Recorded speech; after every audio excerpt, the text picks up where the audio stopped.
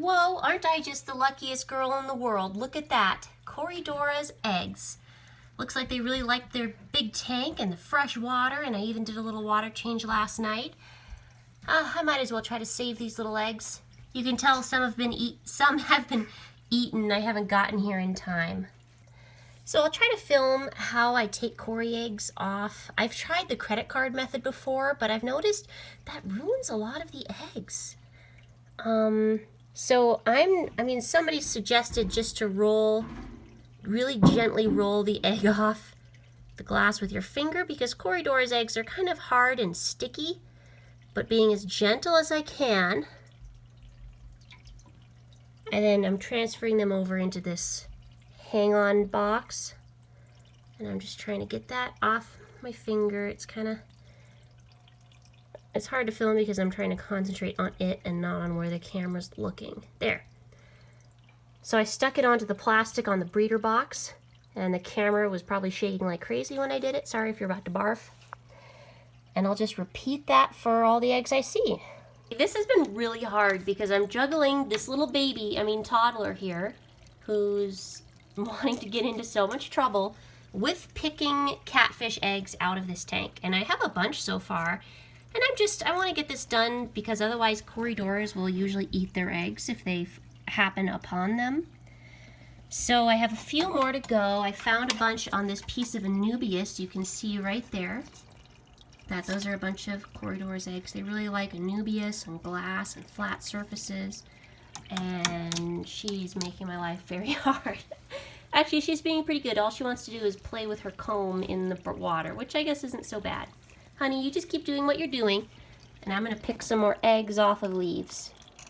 It took me a little while to go through all the plants and make sure that I think I got all of the eggs. I'll count how many. 54 eggs, guys. That's a lot of eggs. 54? Holy cow. Now, there's no telling how many are actually viable, how many will actually hatch. That might just make my day right there. Oh, wow. I hope I get a good hatch rate.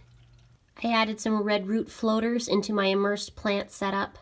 I've had red root floaters, but I had a big crash and they all melted away. And even after letting them recover for a few weeks, I only have like a few little leaves that are alive. So I just decided I was going to buy some more, a nice big chunk, and throw them in here. Okay, I'm doing a 50% water change on my fry tanks here, my two 10 gallons, these two 20 gallons. And also this 20 gallon here. Man, that looks like a lot of fish, but they're really just all crowded at the front because they think they're being fed. So what I'm going to do is I'm going to take the fish that were in this 10 gallon here that's full of algae, full of, I think, cyanobacteria algae. And I'm going, these are the beginning of my spade tail line. And I'm moving these fish up onto my very top rack back here. That tank is so ready for them. Okay, I caught them all out of the tank. It didn't take very long, so I put them in a solo cup with a lid on it. Just a little bit of liquid, and I'm going to float them up here to let them acclimate to temperature, because there's a little bit of a temperature difference. And in just a few minutes, I'll release them.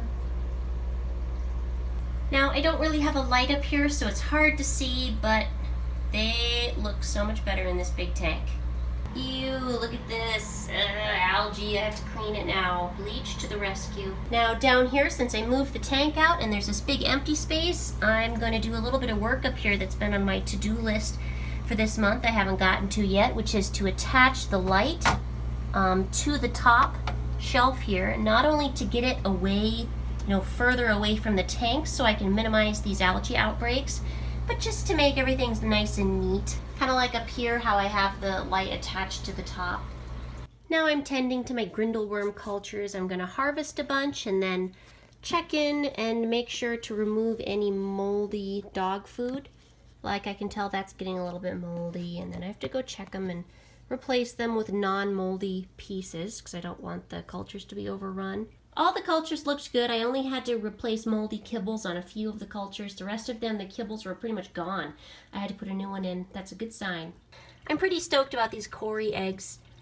That means that I can sell my colony and still have the fun of raising up another batch. That'd be pretty cool if these eggs are fertile and if they hatch out okay. I'll wrap this video up with some footage of what I did today.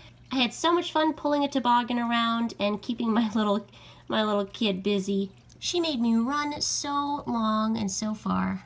Thanks for watching. Have a great day, guys. I'll see you tomorrow. We're having fun outside right now. I'm pulling the baby in a toboggan. It's been like 10 minutes and she still won't stop just staring at the moon and yelling at it. And then saying, "Oh no, moon, oh no." Except now I have the camera on you, so you're going to stop. Is that it? Oh no! Oh no!